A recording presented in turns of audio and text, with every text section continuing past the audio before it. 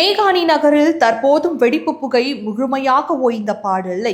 மரண ஓலமும் அலறல் சப்தமும் அகமதாபாத்தில் தற்போதும் அடங்கவில்லை. காரணம் ஏர் இந்தியா 787 போயிங் ட்ரீம்லைனர் விபத்து. பல நாடுகளில் சிக்கலுக்கு உள்ளாகி கட்டுப்பாடுகள் விதிக்கப்பட்டு கடந்த சில ஆண்டுகளில் மட்டும் 3000 உயிர்களை பலி கொடுத்த போயிங் ட்ரீம்லைனர் டாடா குழுமத்தால் இந்தியாவில் வெற்றிகரமாக செயல்பட்டு வருவது எப்படி பார்க்கலாம் இந்த தொகுப்பில்.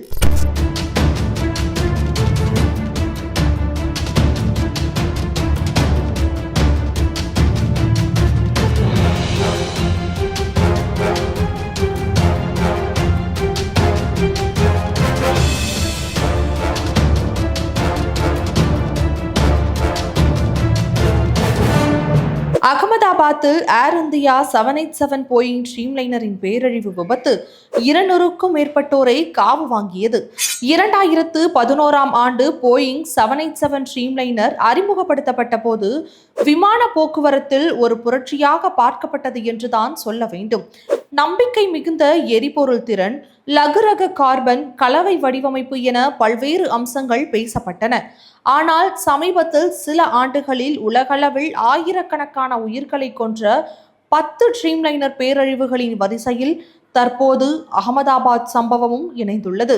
2024 டெய்வாட் ஏர்லைன்ஸ் ஃபிளைட் 17 பயணித்த அனைத்து 390 பேரும் பலி. 2023 அகிரா ஏர்லைன்ஸ் ஃபிளைட் 1636 பயணித்த 296 பேரும் பலி. 2022 ஆர்பிட் ஏர் ஃபிளைட் 855 பயணித்த 304 பேரும் பலி. 2019 கியான் ஏர் ஃபிளைட் 354 பயணித்த 318 பேர் பலி. 2020 ஏர் டான்டெஸ்பரி ஃபிளைட் 241 பயணித்த 274 பேரும் பலி.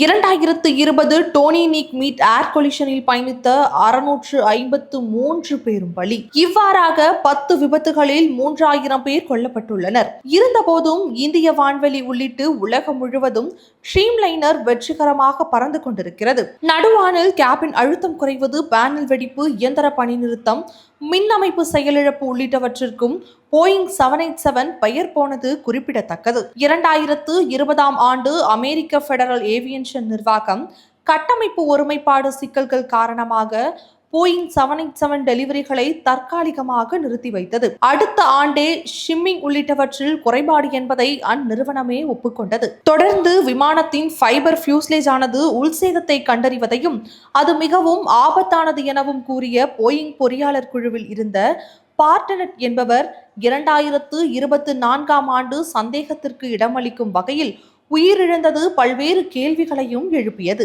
2019ஆம் ஆண்டின் போது போயிங் நிறுவனத்தின் சில பொறியாளர்கள் தாங்கள் கட்டிய விமானத்திலேயே ஏற அஞ்சியதாகவும் பல்வேறு தகவல்கள் வெளியானது. இந்த நிலையில்தான் 2022ஆம் ஆண்டு இந்தியாவின் ஒரே பொதுத்துறை விமான சேவை நிறுவனமாக இருந்த ஏர் இந்தியாவை டாடா குழுமம் கைப்பற்றியது.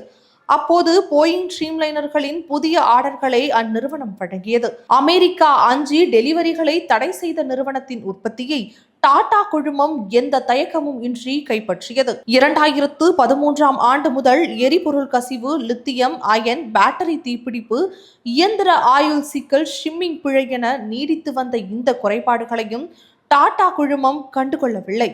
இந்தியாவின் சிவில் விமான போக்குவரத்து இயக்குநரகம் மௌனிக் மூலம் இந்த குறைபாடுகளுக்கு உடந்தையாக இருந்தது என பல்வேறு தரப்பினர் புகார் தெரிவித்தனர்.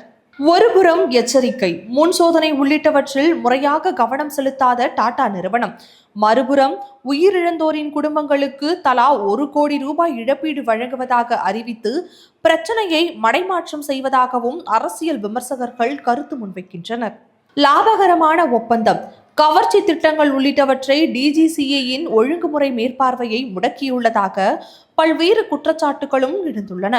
தற்போது அமெரிக்க தொழில்துறையின் மணிமகுடமாகவும் இந்தியாவின் பாதுகாப்பாளராகவும் கருதப்படும் போயிங் உண்மையில் லாபத்துக்காக மட்டுமே எந்த சோதனைக்கும் உட்படுத்தவில்லை எனவும் விமர்சனங்கள் தற்பொழுது எழுகிறது. ட்ரீம்லைனர் குறித்து சர்வதேச எச்சரிக்கைகளுக்கு மத்தியிலும் நாடு தழுவிய மதிப்பாய்வு ஏன் நடத்தப்படவில்லை? போயிங் 787 கட்டாய விமான தகுதி தணிக்கைகள் இல்லாமல் தொடர்ந்து இயக்க அனுமதித்தது எப்படி? இந்த கேள்விகளுக்கு பதில் கிடைத்தால் 200க்கும் மேற்பட்டோர் தற்பொழுது அகமதாபாத்தில் உயிரிழந்ததற்கும் பதில் கிடைக்கும் என அரசியல் விமர்சகர்கள் தெரிவிக்கின்றனர்.